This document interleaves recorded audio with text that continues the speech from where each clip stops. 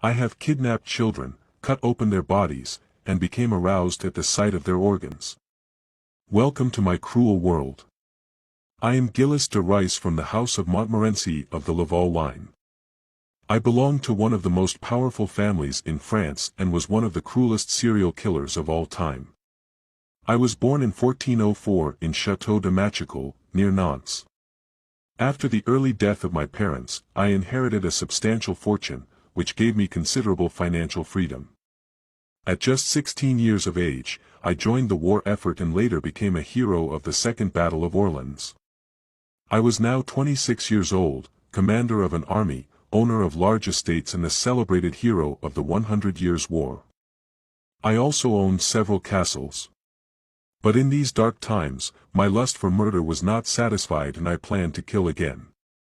Not on the battlefield, but behind the walls of my castles and palaces. Not for the sake of war, but for the sake of pure lust.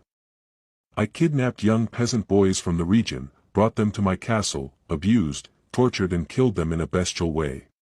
When I couldn't find boys, I resorted to girls. I had their wombs opened in a cruel way and excited myself at the sight of their twitching organs. Sometimes I would sit on the children's stomachs because it excited me to watch them die. And when the children were dead, I kissed them. Then I cut off their heads with a dagger and hung them on ropes. The most beautiful heads and limbs I even showed around.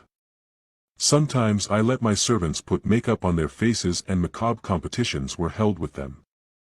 Thanks to my high social rank, I was able to indulge in my murderous urges for 8 years from 1432 to 1440 without being bothered. There were already 140 children whose agonies I feasted on. But in May 1440 I made a decisive mistake. I stormed a church and kidnapped a priest, who was a nobleman and treasurer of Duke John, V of Brittany. With this assault I made an enemy of the Bishop of Nantes, who opened proceedings for heresy. Under threat of torture, I confessed to 140 lust murders, demon summoning and sodomy. In fact, the number must be much higher. On October 26, 1440, I was hanged with 2 of my accomplices in front of a huge crowd in Nantes.